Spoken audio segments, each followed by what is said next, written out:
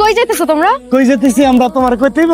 তোরে জিজ্ঞেস করছি, রাতুল ভাইরে জিজ্ঞেস করছি। কই যাও রাতুল ভাই? কই যেতেছো তোমরা? তোমরা মানে কি? তোমরা মানে বহু বচন, এক বচন বহু বচন শিখছ নাই গাদা? তোরে কিছু জিজ্ঞেস করছি? রাতুল ভাই বলো না, কই যাইতেছো? বাজারে যাচ্ছি। তাইলে আমার জন্য মেহেদি আর চুড়ি নিয়ে আইসো।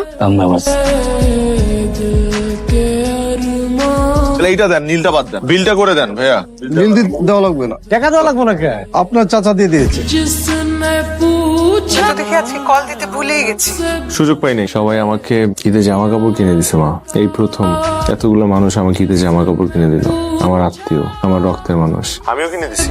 তুই দিলি মানে? তুই টাকা পেলি কোথায়? আমার একটা টাকাও দিতে হয় নাই, ছোট চাচা দোকানদারকে আগেই টাকা দিয়ে রাখছিল। তুই না বললি উনি তোকে দেখতে পারে না? আমি তো তাই জানতাম। টেকনিক্যালি তাহলে তো তোর কোনো টাকাই খরচ হয়নি। তোর কি ওদের দেয়া জামা কাপড়গুলো পছন্দ হয়েছে? খ্যাত আর কি, এগুলো তো আমি পড়ি না, তারপরও দিছে। কি রে শালু, কিছু বলবি?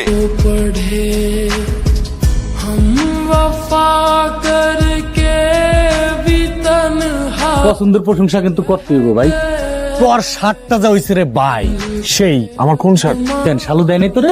শালু না, আসলে দেয় নাই। ওর মাটির ব্যাংক ভাইয়া ওর জমানো টাকা আমারে দিয়া তারা হোরা করে শার্ট কিনাইলো, তোরে দিব দেখা দেয় নাই না। এই কটকুটি নিজে সমস্যা নিয়ে দিচ্ছে আমার। ওরা সেনা খুব কঠিন। ডাব খাবি? এত রাতে হ্যাঁ, চুরির ডাব তোরাই খায়। চুরি করে ডাব খাবো? তো কি আচ্ছা আচ্ছা। শোন, সকাল 8টায় কিন্তু ঈদের জামা। মনে আছে আব্বা? তোমার তো মনেই থাকে, এই জন্য তো প্রত্যেকবার দেরি করো। এই জন্যই চিন্তা করছি আজকে সারা রাত জায়গায় থাকবো, ঘুমাবো না। দুই ভাই গল্প করবো। সারা রাত বসে বসে সিগারেট ফুকলে সকালে ঘুম থেকে উঠুন যায়? কিরে, তুই সিগারেট খাস না তো? চাচা যে কইলো। চাচা সত্যি কইছে না মিথ্যা কইছে? আব্বা সকালে 8টায় জামাত আয় আমরা। পাইছি পাইছি। কি পাইছো? গাছ। কি গাছ? পরিচয় করে দিয়ে, এটা হচ্ছে ডাব গাছ।